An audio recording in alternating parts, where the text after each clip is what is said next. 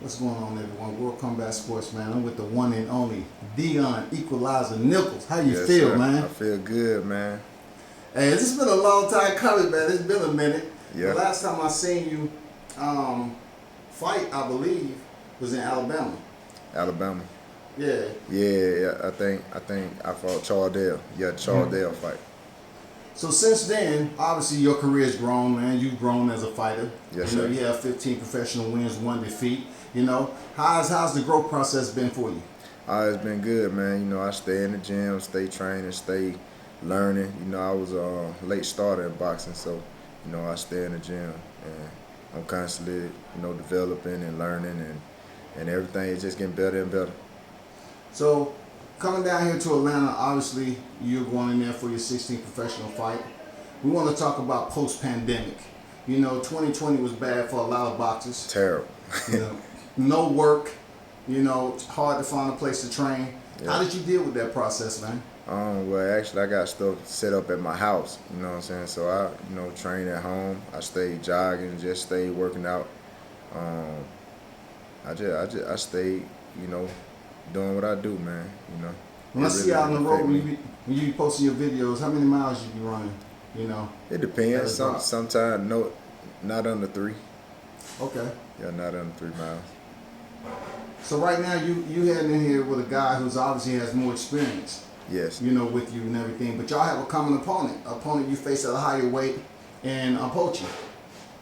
Talk me to that fight. You was undefeated before going in there. What did that fight teach you? What did you learn from that experience? From that experience, I think I learned. I think I got up a little too fast. You know, I never been knocked down in my amateur career nor professional career. So, you know, it was a good experience. You know, it's a lot of things that I seen about myself in that fight that I could have did, and I could have did a way better job. I think myself, you know, I just had a bad day, man. You know, I had a bad day in the lab, and you know.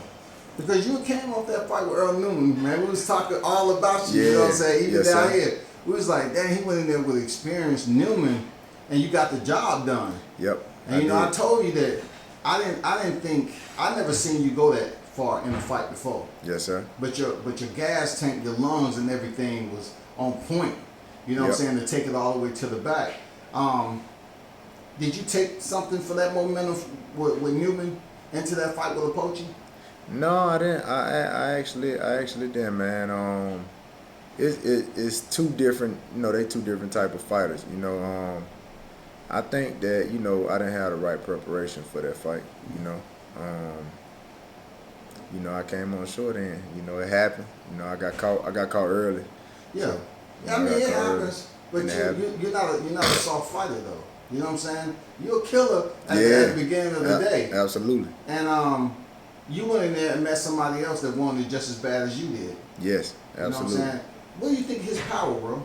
What I think his power? I think he can punch. I think he'll punch. I don't think he just like no devastating puncher like that. Cause I kept getting back up. You know what I'm saying? So it wasn't no turn my lights out, I ain't getting back up type power. You know. Being that I've never seen you in that position, you know what I'm saying? I'm used to seeing you dominate cats. And like I said, you came off that television fight, and I was like, wow, that's Deon that I ain't never seen fight in the ring before. Yes, sir. What were you telling yourself when you got up from the knockdown? From the knockdown, I got to get that back. I got to get that back. Which I think was the wrong approach in that fight. You know. Why you say that? I thought, huh? Why you say that? I think that I should have boxed more. I think Okay. I should have boxed more. You know, I thought I went into that fight just I wanted to knock out. Okay. You know, I wanted to knock out. You know, and I really wanted to put my point across. You know, and I think that it was the wrong strategy. And I didn't listen to my corner. You know, when they told me, you know, so I needed to move around, fill them out. I went in. I dove straight in. Because you felt like you had that punching power, you know what I'm saying? No, ain't nobody told you different.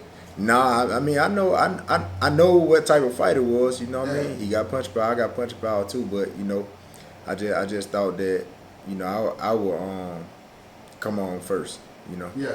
Which, you know, it didn't end up that way. But you know, is a learning experience. So taking your first loss, man, you moving on with your career, right? Yes. You know, what did you take back to the lab and say you need to work on since that fight?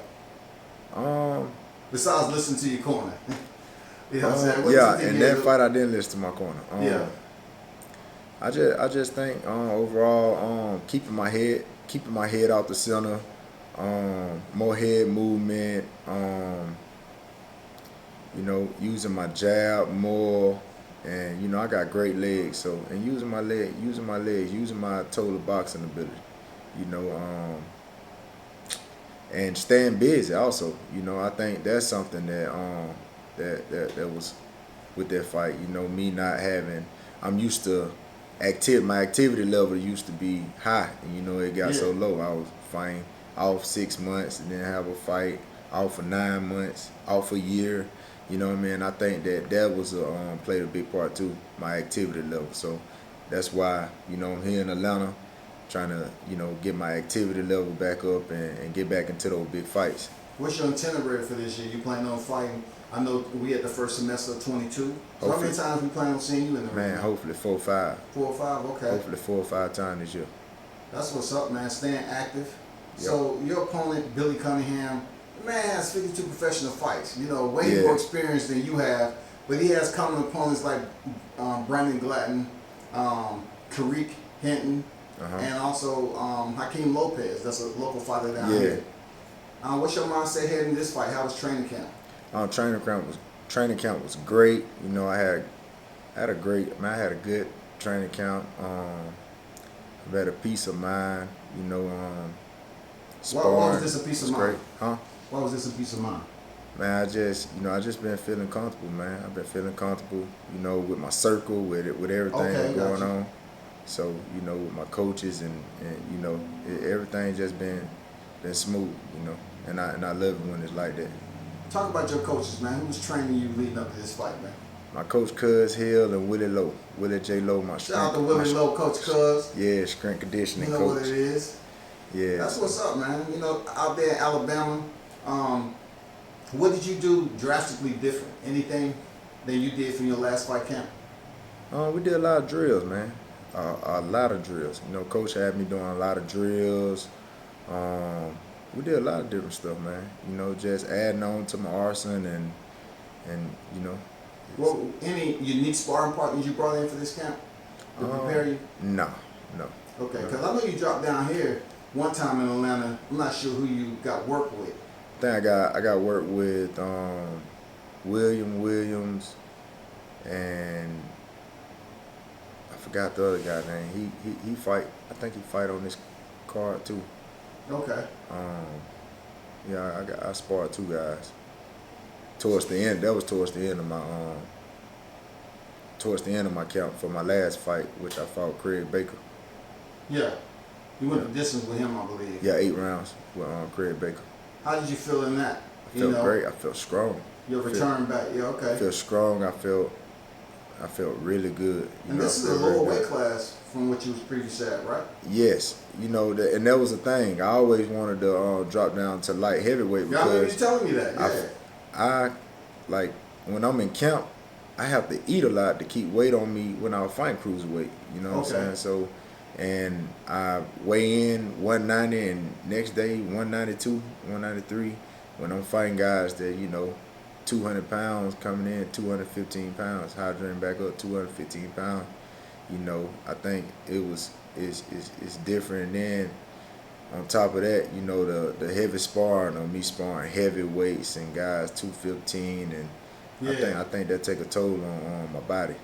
So you feel like this weight class right here is comfortable for you for a while? I'm very comfortable at this weight class. That's what's up, man. Yep. You know, so you know you're heading here tonight. You fighting an 8-rounder or 10-rounder? 8 round. 8-rounder tonight, man. So anything you know about your opponent besides his experience? I know that he like to move a lot. He pretty much I just see he like to move a lot, and he kneel down a lot in the same spot. He put his head in the same spot. So you know, I see a lot of things where I can capitalize off of. Yeah. But you know, I go into the ring, you know, and I just You know, I figure things out. You know. Yeah. Any predictions for this fight? Huh? Any predictions? I think I'm winning by KO. I don't know, Deon. You man, you calm as hell, man. I swear. Man, you got that to be the. Yes, sir. You one of those calm, cool killers, man. You don't really turn it up till you get to the ring. Yes, sir. That's amazing, man. You know what I'm saying? I salute you for Thank that, you, really. man.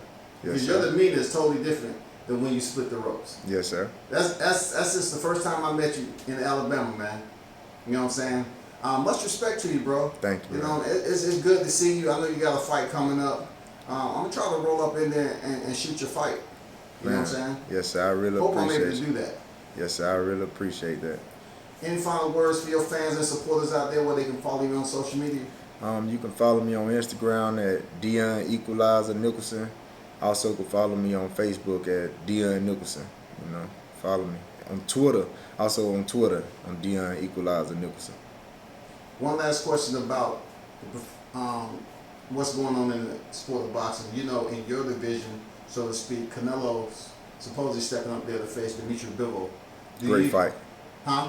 Great fight. Great fight. What you I think think about it's a that? great fight. I think it's a 50-50 fight, man. I think Okay. Canelo, he actually stepping up fighting a guy this guy, Bivol, he actually can fight, he can punch, he can box, he throw a lot of punches too, you know. Mm-hmm.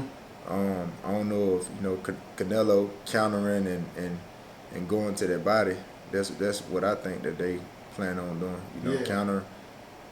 countering hard and going to his body and slowing him down, and but I think it's a good matchup. It's an even matchup, Mm-hmm. in that fight. And I forgot one last one, 168. Who would you like to see get the shot at Canelo for the undisputed titles at 168? Jamar Charlo Demetrius or David Andrade. Benavidez? Oh, Demetrius Andrade? Demetrius Andrade.